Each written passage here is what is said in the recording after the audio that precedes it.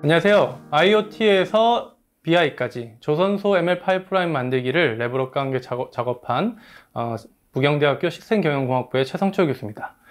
저에 대해서 간단히 소개를 드리면 제 이름은 최성철이고요. 2012년에 포항공대 시스템경영공학부를 졸업을 하고 삼성전자 종합기술원이라는 회사에 있다가 2014년부터 성남에 있는 가천대학교에서 한 8년 정도 일을 했던 것 같습니다. 그러다가 지금은 이제 제 원래 고향이 부산이라서 부산으로 다시 내려와서 애들 키우면서 부경대학교에 재직을 하고 있고요.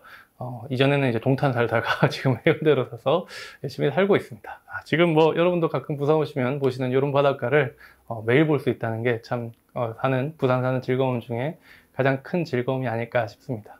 오늘 저는 여러분들에게 조선산업에 대한 얘기를 좀 해드리려고 해요. 사실 이 강의를 들으시는, 이 컨퍼런스를 보시는 대부분의 분들이 아마 IT 직군이시다 보니까 이 조선산업에 대해서는 익숙하시지 않으실 것 같거든요. 그래서 간단하게, 특히 어리신 분들이라면, 저보다 조금 연배가 낮으신 분들이라면 이 조선산업에 대해서 조선산업이 뭔가에 대해서도 잘 모르실 수도 있을 것 같은데, 사실 제가 대학에 졸업할 때쯤에는 이런 얘기들이 있었어요. 거제도에 가면 또는 울산에 가면 지나가는 개도 10,000원짜리를 물고 있다 라는 표현이 있었는데, 이게 무슨 얘기냐면 워낙 그때 당시에는 조선이 엄청난 호황이어가지고 사실 부산에 살면은 제 친구들만 해도 굳이 서울에 있는 직장 안 가고 뭐 삼성전자 안 가고 삼성전자나 LG전자 안 가고 뭐 대우조선해양이나 삼성중공업에 취업을 하던 시기가 있었습니다. 굉장히 조선산업이 엄청난 호황이었던 시절이 있었죠. 이런 조선산업이 그냥 호황이 됐던 건 아니고 이미 돌아가신 고 정주영 회장께서 뭐 1970년대, 60년대부터 이 조선산업을 조선소가 없는 상태에서 배부터 계약해서 울산에 조선업을 세우면서 사실은 이 거대한 역사가 시작이 됐고요. 2013년, 4년을 지나가면서 우리나라가 정말로 엄청나게 성장하는데 이 조선업이 가장 먼저 기여를 했습니다. 물론 다들 반도체가 제일 먼저 기여를 했다고 생각하실 수도 있지만 세계에서 가장 먼저 1위가 된 산업 중에 하나가 바로 이 조선산업이었어요.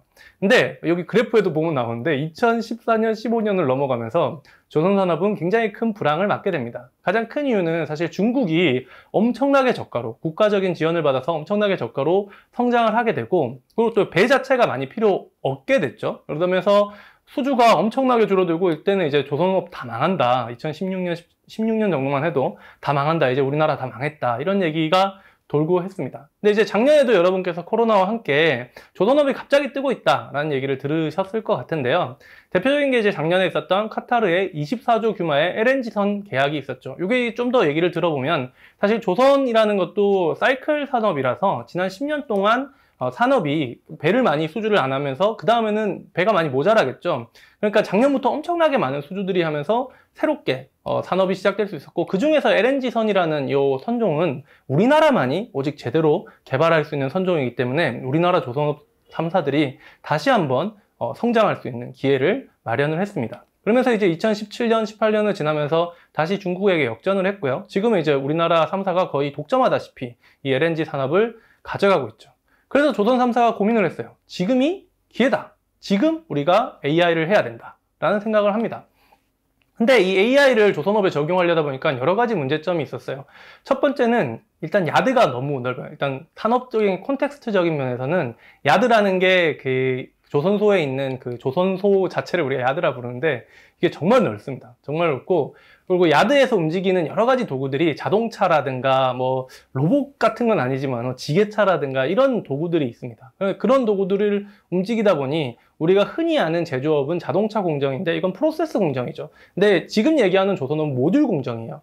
나중에 얘기하겠지만 블록들을 만들고 그 블록들이 합쳐져서 하나의 배가 만들어지는 공장이기 때문에 굉장히 움직임이 불규칙합니다. 또 소리, 이미지, 텍스트 정말 많은 데이터들이 이 조선소 내에서 돌아다니고 있고요. 그 다음에 다양한 문서들이 돌아다니고 있고, 이게 이제 그 조선업을 좀 아시는 분들은 굉장히 재밌게 들으실 것 같은데, 배도 우리 코드랑 똑같습니다. 배에 이렇게 뭐가 문제가 있으면은 선주사 분들이 오셔가지고 체크를 해서 붙여줘요. 붙여주면 이제 그걸 사람들이 나중에 가서 수정을 하고 뭐 이런 식으로 돼 있죠. 코드 리뷰하듯이 선주사들이 근무 한 5년 동안 같이 그 배를 만드는 기간 동안 있으면서 선주사 내 직원들이 이렇게 체크를 하거나 뭐 그런 것들도 합니다. 모듈 공정이기 때문에 일어나는 여러 가지 문제들이 있다 보니까 AI가 발전하기가 좀 어렵고 새롭게 적용하기가 굉장히 어려워요. 그리고 3사밖에 없기 때문에 이걸 플랫폼화하거나 어떤 지속적인 서비스로 수익을 창출하기가 어려워서 자체적인 역량이 없으면 이 AI를 발전시키기가 굉장히 어려운 측면도 있습니다. 그리고 그동안 또 조선업이라는 게 굉장히 어려움이 있었기 때문에 신규 인력도 많이 확보를 못했어요. 그래서 이런 조선업을 발전시키기 위해서 AI가 새로 도입이 된다는 게 국가적인 차원에서도 또 각 3사에서도 굉장히 큰 이슈였고, 저도 어떻게 하다 보니 그 기회를 받아서 같이 요 일을 시작을 했습니다. 사실 조선소가 얼마나 크냐면, 이게 이제 제가 같이 했던 대우조선해양이라는 곳의 조선소인데요. 옆에는 이제 그거 크기만큼 한번 그 부산 아시아드 주경기장, 축구 경기장, 종합 경기장이죠. 종합 경기장을 붙여봤어요. 그러니까 저렇게 넓은 영역에 이렇게 조선소가 있는 게 보일 겁니다. 그리고 이제 여러분이 실제로 조선소에 가보시면요, 옆에 왼쪽에 보면은 배가 만들어지고 있는 모습이 보이시죠? 거기에 보면 사람들이 정말 조그맣게 보일 거예요. 거의 건물이거든요. 63빌딩이 만들어진다고 생각하시면 돼요. 63빌딩 같은 게 막 만들어지고 있습니다. 정말 저렇게 거대한 물건들이 움직여지고 있고, 저 거대한 물건들에 뭐 IoT를 붙인다던가 뭐 그런 것들을 붙여갖고 데이터를 모으고 수집하고 관리하고 있다 보니까 정말 AI를 하기에는 굉장히 좀 어려운 환경이면서도 굉장히 다양한 데이터를 모을 수 있는 또 재미난 환경이기도 합니다. 뭐 예를 들면 이제 요게 아까 보였던 그 거대한 블록들이 움직이는 데이터를 모으기 위해서 거기에 GPS 로케이션 트래킹을 하고요. 그 다음에 그 데이터를 해서 걔들이 움직이는 데이터를 한번 트래킹을 해본 건데요. 저런 식으로 이제 어떤 식으로 이제 움직이는지 이런 것들에 대해서 좀 볼 수가 있어요. 그래서 야드, 어떤 조선소 야드라는 측면에서는 이게 이제 모빌리티 서비스랑도 좀 비슷한 측면도 있고요. 또 대표적인 이제 멀티모달 모델을 또 사용해야 되고, IoT나 드론 같이 뭐 4차 산업혁명이라고 우리 흔히 통칭해서 얘기하는 이런 다양한 어떤 것들을 다 묶어가지고 또 반영해야 되는 측면이 있습니다. 그래서 정말로 조선소에는 다양하게 AI 할 거리들이 있어서 저는 AI의 종합정시장이다 라고 얘기하는데, 안타깝게도 이게 어떤 플랫폼화돼서 돈을 벌기는 좀 애매하다 보니까 스케일러빌리티를 좀 이렇게 크게 할 필요는 없어요. 이게 뭐 개발하는 입장에서 장점이 될 수도 있는데, 그러다 보니 자체 역량으로 좀 많이 해결해야 되는 좀 난감한 상황들을 거치게 되죠. 그래서 작년에 이제 재작년부터 조선소에서는 이 AI를 도입하기 위해서 했고, 작년에 이제 저희 연구팀과 그다음에 레벨업 또 대우조선해양 연구팀이 같이 힘을 합쳐서 스마트 야드 프로젝트라는 걸 합니다. 그래서 조선소에서 발생할 수 있는 다양한 데이터들을 모아서 어떠한 POC들이 만들어질 수 있는가에 대해서 한번 고민을 하기 시작했죠. 그래서 스마트 야드에서 발생하는 다양한 데이터들을 일단은 수집을 하고, 그거를 이제 오픈소스나 여러 가지 시각화 도구를 해서 뭐 ML 파이프라인을 만들어서 서비스화 시킨다거나, 아니면 비주얼라이징 시켜서 어떤 지표로서 또 경영자들이나 아니면 의사결정자들이 지표로서 활용할 수 있는 그런 우리가 흔히 아는 ML 파이프라인의 POC를 만들어 보는 게 재작년 1년 동안의 저희 프로젝트의 목표였어요. 사실 이게 가능했던 게 2017년부터 조선산업이 굉장히 좋아졌다고 했잖아요.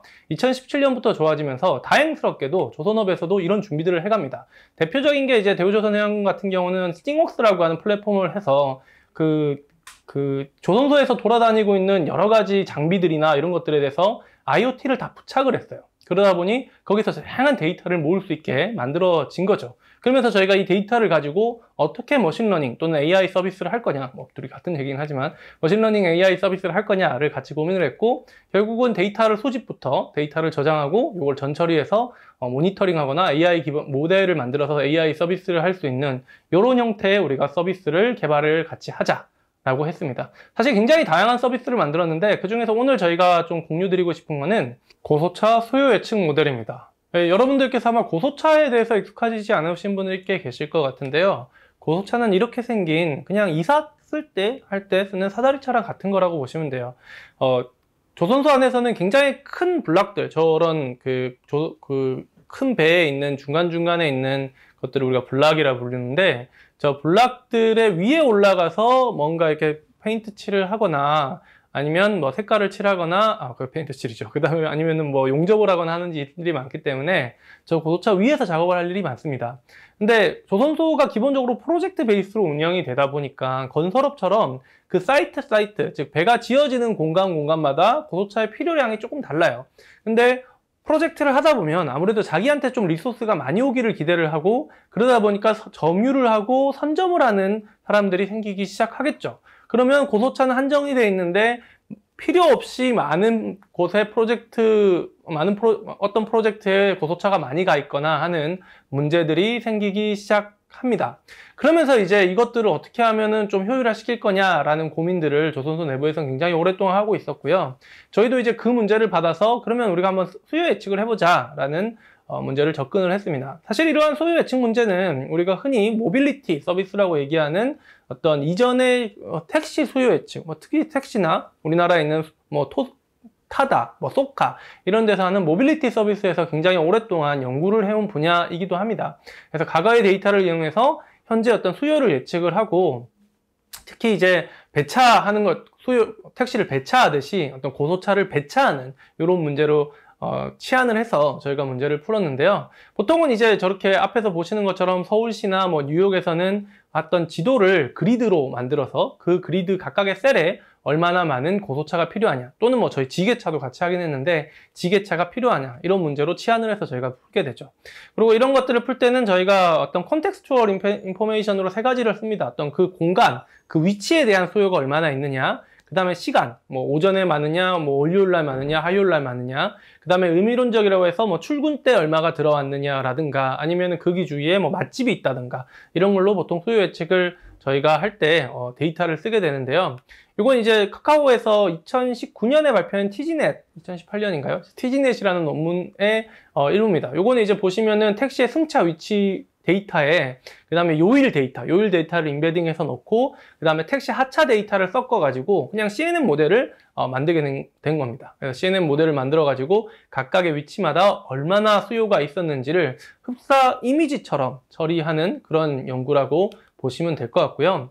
근데 이 연구랑은 저희랑은 조금 달랐어요. 어떤 차이가 있었냐면 저희가 하는 문제는 그리드 기반이 아니었습니다. 이게 그리드 기반이라는 건 그냥 저희가 있는 그 지도를 그냥 그 바둑판처럼 잘라가지고 넣는 걸 그리드 기반이라고 할 수가 있는데, 근데 이제 저희의 어떤 접근 방식은 이 그리드 기반으로는 안 되는 게, 이거를 하나의 어떤 큰 그 각각의 건물들이 어떤 의미가 있어요. 이 건물들이 예를 들면 페인트 칠하는 건물이다, 용접하는 건물이다 있기 때문에 이 건물들마다의 수요를 이렇게 예측을 했었어야 됩니다. 그래서 저희가 이걸 다이나믹 그리드 기법이라고 해서 저렇게 하나의 건물들을 저렇게 옆에 있는 셀 모양의 맵에 매핑을 하는 방식으로 해서 차례대로 번호를 붙여서 수요를 예측하는 방식으로 다이나믹 그리드 베이스드 디맨드 프레딕션을 했고요. 그러다 보니까 이제 나중에 되면 이렇게 건물들이 모여 있는 게 아니라 좀 떨어져 있었는데 CNN의 위대한 힘으로 이걸 또 해결하지 않았을까라고 저희는 믿고 연구를 했었습니다. 그래서 이렇게 GPS 데이터가 있으면 가까운 건물에 이렇게 붙이는 이런 코드를 짜가지고 가까운 건물들에 좀 붙일 수 있도록 저희가 코드를 작성을 해서 전처리를 했죠. 전처리를 해서 이 건물 기반으로 해서 여러 가지 그 건물을 기반으로 해서 저희가 고소차의 수요 예측을 할 수 있도록 데이터 전처리를 해주고 했습니다. 이게 전처리 해줬습니다 하면 되게 쉽게 얘기하지만 실제로 이런 어떤 굉장히 로 데이터를 받아서 처리를 하면 시간도 오래 걸리고 이게 많이 힘들죠. 어려움들이 있었는데 이런 처리를 했었고요. 또 두 번째로 또 기존의 모델들과 좀 다른 거는 고소차가 종류가 있습니다. 20m짜리, 40m짜리, 60m짜리 이런 종류가 있기 때문에 이런 종류들을 고려해서 고소차의 어떤 수요 예측 을 하기 위해서는 고소차의 어떤 종류별로 또 예측을 해야 돼요. 그래서 우리가 흔히 이제 지도는 그냥 지도 평면도가 있고 그 지도 안에 이제 히스토리컬 데이터가 있고 그 다음에 거기서 예측을 하기 때문에 보통 3D 컨볼루션을 많이 써야 되거든요. 근데 이거는 이제 그거에 더하기 해서 어떤 종류, 카카오 택시 같은 경우는 벤 택시라든가 카카오 택시, 베이직 택시 이런 거를 구분해서 블루 택시 이런 걸 구분해서 하는 모델이기 때문에 그거와 비슷한 형태의 모델이기 때문에 그거에 더하기 어떤 그 크기 정보까지 해서 4D 컨볼루션으로 모델을 구축했습니다. 이거야 저희가 이제 학습하는데 조금 어려움이 있었긴 하지만 그래도 크게 무리는 없게 진행을 했고요.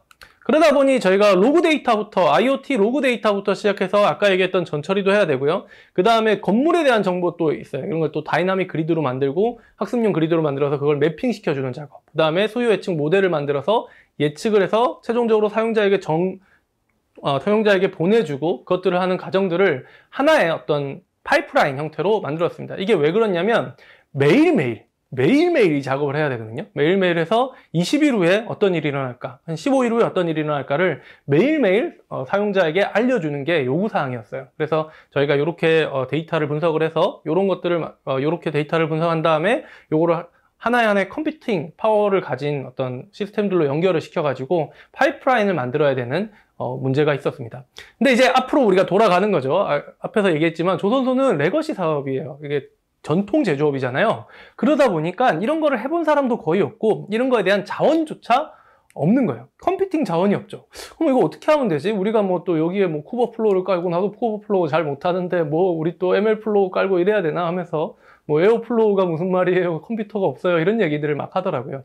그래서 이제 고민을 하다가 저희가 이제 레브럭과 얘기를 해서 우리가 이런 프로젝트가 있는데 같이 한번 좀 도와줘서 해봤으면 좋겠다 해서 레브럭과 이제 백엔드 AI를 제후조선해양에 도입을 하게 됩니다. 그래서 뭐 되게 이게 좀 민망하죠. 민망한 서버긴 한데 저희가 POC를 위해서 이렇게 서버를 구매를 했었어요. 그래서 제 밑에 태블러 서버들도 있고 뭐 GPU 서버들도 있고 그다음에 백엔드 AI의 서버들도 있고 그다음에 어디에 그 스케줄링을 하는 뭐 에어플로우까지는 아니었고요. 그냥 윈도우 스케줄러 간단한 걸 썼습니다. 사실 리눅스를 까는 것도 되게 어려웠거든요. 이게 그 보안 문제 때문에 이게 POC 데이터다 보니까 사내에서 이게 뭐 없으면 안 되고 이런 게 아니잖아요. 그래서 부서 내에 POC 데이터다 보니까 이런 어려움들이 있었는데 이런 것들을 좀 연결해서 하나의 어떤 시스템을 만들었고요. 그래서 그걸 가지고 뭐 매 분마다 뭐 5분마다 IoT 서버에서 오는 데이터를 가져와서 전처를 해줘서 데이터 레이크, DB죠. DB에 넣어놓고 그 다음에 하루에 2번씩 데이터가 돌아가는 거를 해서 이제 데이터 웨어하우스에 있는 데이터를 가져와 가지고 그거를 하루에 2번씩 AI 모델로 예측을 하고 그걸 또 시각화를 시켜주는 이런 프로젝트를 백엔드 AI 시스템을 도입해서 도입을 해서 성공을 했습니다. 그래서 뭐 간단하게 고속차에서 데이터 가져와서 GPS 데이터에 넣고 그걸 AI 서버가 가져와서 모델을 만들고 그 모델을 가지고 이제 시각화하는 것까지 이렇게 했는데 실제로 데이터라고 해서 막 거창하진 않고 이렇게 생겼어요. 그냥 리퀘스트 넘버 그 고속차의 아이디였고 GPS 번호, 그다음에 어느 날짜에 뭐 요구중에서 언제부터 언제까지 있었다, 뭐 이런 정보였습니다. 그래서 이런 정보를 가지고 이제 저희가 막 온갖 걸 다 했죠. 뭐 예를 들어 GPS 정보가 튀다 보니까 어느 날은 고속차가 막 통영에도 가 있고 또 어느 날은 저기 자기 집에 이제 고속차 GPS 장비를 가져가기도 하시더라고요. 그래서 막 그런 거 전처리해주는 이런 막 삽질들도 하고 사실은 이게 제일 힘들긴 했었고요. 이런 삽질들을 통해서 이제 저희가 앞에 TGNet에서 보였던 카카오 모델과 유사한 모델에서 저희가 넣을 데이터들을 좀 변경을 해서 추가로 넣었고요. 그래서 이제 먼저 고속차 예측 모델을 이렇게 날짜별로 색깔이 진해질수록 지금 뭐 예측이 많이 틀리는 데이터라고 보시면 됩니다. 그래서 이렇게 만들어서 뭐 이게 다이나믹 그리드니까 그 건물마다 어느 정도의 수요가 있는지 이런 것들을 만들어서 저희가 최종적으로 DSME에 제공을 하고 요건 이제 한동안 이제 서비스가 돌아가다가 최근에는 서비스 어떻게 되고 있는지는 못 들었는데요. 그래서 뭐 보시면 알겠지만 RMS와 MA를 써가지고 성능을 측정했는데 초기에는 성능이 좀 나오다가요. 날짜가 지나가면서 10일 이상은 좀 성능이 많이 틀리는 1 이상 틀렸다는 거는 뭐 평균적으로 한 셀당 1이니까 꽤 많이 틀린 거죠. 그래서 이런 것들을 좀 보여드렸고 저희가 추가적으로 이렇게 그 태블러 서비스 위에 이제 저희 데이터를 올려가지고 이 수요 예측 모델들을 좀 매일매일 보여줄 수 있는 형태로 좀 서비스화를 시켰습니다. 그래서 요거를 보시고 이제 그 자원 관리자께서 좀 의사결정할 수 있도록 도와드렸고요. 그래서 이런 어떤 태블러 형태의 서비스를 최종적으로 던져주는 이런 파이프라인을 만들었고 이건 지게차라고 또 비슷한 프로젝트였는데 그것도 역시 디맨드를 분석해서 이렇게 올려주는 서비스들을 만들었고요. 그래서 이렇게 이제 저희가 했는데 사실은 저희가 이걸 하면서 백엔드 AI도 레벨업도 처음 해보는 것들이 있었어요. 이렇게 로그 데이터를 뭐 5분에 한 번씩 작게 이렇게 데이터를 가져오고 뭐 이런 적이 없었거든요. 하다 보니 저희가 백엔드 AI에서 이거 잘 안 되는데요. 그래서 버그도 좀 찾아봤고 크게 힘들지 않은 파이프라인 POC를 저희가 백엔드 AI를 사용해서 굉장히 좀 의미있게 만들었던 작업이었던 것 같기도 합니다. 특히 전통 제조업에서는 당장 많은 인프라를 넣어서 뭔가 변화를 시키기보다 이렇게 소규모 인프라부터 넣어서 교육도 하면서 뭔가 변화시킬 수 있는 굉장히 좋은 기반이 되는 서비스인 것 같고요. AI 파이프라인으로도 굉장히 좋은 성능을 낼 수 있는 게 바로 레벨업의 백엔드 AI구나 라는 생각을 제가 뭐 팔로 나온 건 아니고 라는 생각을 좀 했던 것 같습니다. 이상 발표 여기까지 마치고요. 들어주셔서 감사합니다. 많은 도움이 되셨기를 바랍니다. 감사합니다.